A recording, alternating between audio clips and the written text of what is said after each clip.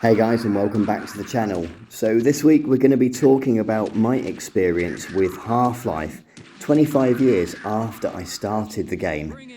This game is definitely been on the to-do list for a very long time. I must have been about 20 years old in the year 2000. I got my first job, and the first thing that you do when you've got a surplus of income, I'm going to get a new PC made for myself.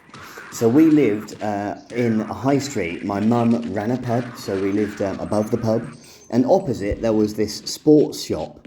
They sold, I don't know, hockey sticks, sports kit, that sort of stuff. And they closed down, and it must have been about a month later, the shop reopened, and a PC build store had opened up. It was an independent store. It wasn't like Time or anything from back in the day. But I thought to myself, they are opposite where I live. They're like a walk over the road. Literally a stone's throw. I'm going to get myself a PC. And I got this PC made for myself. They were all very useful, very friendly. And I bought a couple of games. I remember I bought Alien versus Predator because I was a huge Aliens fan at the time. And one of the guys recommended, look, you've got to try this game. If you're buying games and you don't really know, give this one a try. And he passed me over the big box version of Half-Life in bright orange. So I took the game back to home with me, which was a very short journey, and I played a few other games and eventually got around to this other weird sounding Half-Life. I didn't even know what that really meant at the time, and put it in, and wow, was I in for a surprise. I'd played like GoldenEye on the N64 quite a lot at that point. And I'd played other stuff as well, but I bought the PC, if I'm honest, to buy Championship Manager, not really anything else. So was I in for a real surprise when I put Half-Life on? Good morning and welcome to the Black Mesa Transit System. This automated train is provided for the security and convenience of the Black Mesa Research Facility personnel. I remember watching this intro for the very first time and being completely in awe and amazed the fact that you could look around. I don't remember playing many games at 60 frames per second at the time as well, so it was so smooth to look around. You start the game off as Gordon Freeman and you're just a guy going to work. You're a scientist and you're going to work on a normal day's shift and you're on this train. But unlike any other game I'd played before, you can look around and see what's going on. People are just getting on with their day. You've got automated robots doing stuff that looks completely normal, like it's done it every day for the last 10 years. And then you get inside the Black Mesa facility itself, and you've got people doing their job like a normal day at work. Hey, Mr. Freeman. I had a bunch of messages for you, but we had a system crash about 20 minutes ago, and I'm still trying to find my files. Just one of those days, I guess. They were having some problems down in the test chamber, too, but I think that's all straightened out. They told me to make sure you headed down there as soon as you got into your hazard suit. So the security guard sends you down to, the bottom of this facility where essentially Gordon Freeman is about to have a really bad day. All hell breaks loose. And that's kind of the adventure in the game. You're in this, top secret research facility and you're just unfolding the story as you go. Whilst I do own a copy of the game, I have a laptop that struggles to run CDs, even though I have a DVD-ROM drive that's external. So I had to find a copy on the internet. I just wanted to say thank you very much to my mate Andy, who helped me get this running. It wasn't completely bug-free. There were one or two issues, but I just ended up uninstalling it and reinstalling it, and that did the trick. So here we are in the kitchen, and everybody remembers the gag with the soup. You just play around with a microwave and you can interact with stuff. Again, I hadn't really seen any of that in games previously, and it was just a quirky little something a bit different. I really like the scientist's reaction to this. I remember back in the day thinking, yeah, this is like nothing I've ever played before. I hope those containment parameters are still nominal.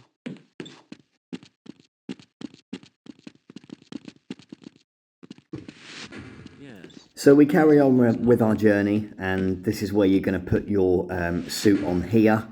I hadn't even sort of researched much of the game up to this point, although I had watched a Valve 25-year anniversary documentary that my buddy Pedder shared with me quite a few months ago, and then I don't know what prompted me. I think I'd seen something else on Half-Life.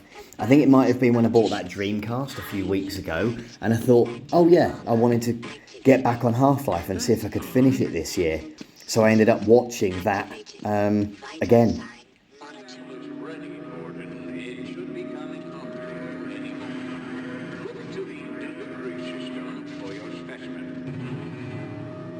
So this is inside the research chamber, and all hell is about to break loose. The game just goes absolutely sort of crazy, and everything explodes. Essentially, there's a major accident, and yeah, poor old Gordon Freeman is dropped right in the middle of it. And yeah, this is sort of where the game really starts off. It holds your hand a little bit along the way, but then boom, you're dropped in at the deep end. The gameplay up to this point is quite sort of linear in terms of you're going one way there's no combat at this point. You're going one way towards this incident happening, and you're only a few minutes in, and then yeah, you start seeing these visions of like aliens, and you realise, right, okay, they're working on some sort of teleportation something or other, and you're just getting a glimpse of Zen here, which is the alien planet essentially, and you're going to return to that later in the game. But yeah, it's kind of teeing you up and setting you up for this journey, this huge journey that you're about to embark on.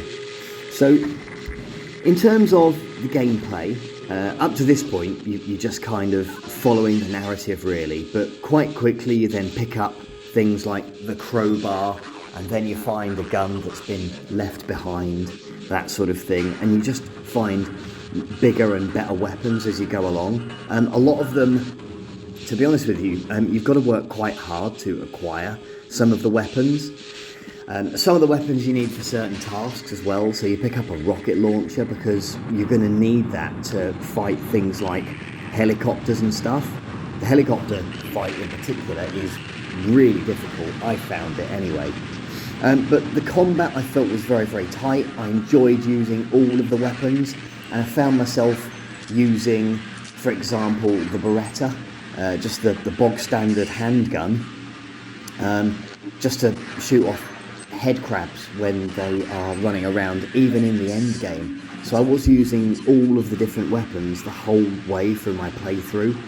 I did start to run out of quite a lot of ammunition when I got through the game. I didn't use any guides or anything, so I was playing it blind.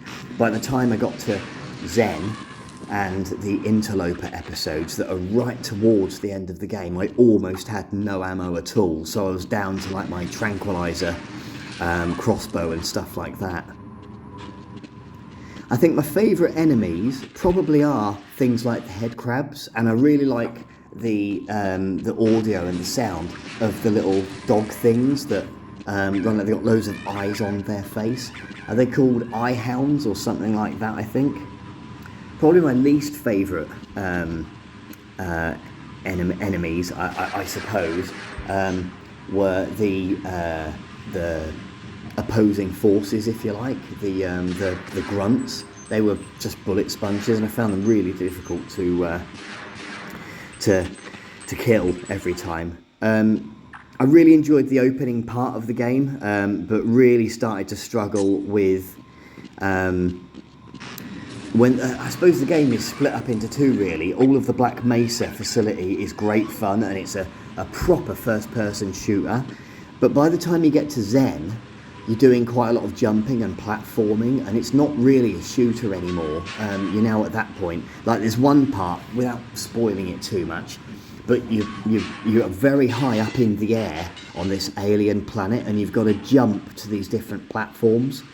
And that took me ages, and it took me like, you know, a couple of hours to get through to the other end, just to get to a sodding portal. It was, yeah, it was a nightmare. So it was probably my least favourite level, I think. I think my favourite boss fights in particular, I really enjoyed having to, and I don't usually enjoy solving puzzles. I can't be bothered, to be honest. I just don't have the patience. But working out what to do with the 3 tentacles when you come across them in the game, and having to try and use a grenade to then run through really quickly, do something in that part of the basement, run halfway up, do another little part, jump over a few little bits, do another part, so that you can fire up the furnace to get rid of it. I really enjoyed that, and I think the other boss, like the end boss, really got me thinking.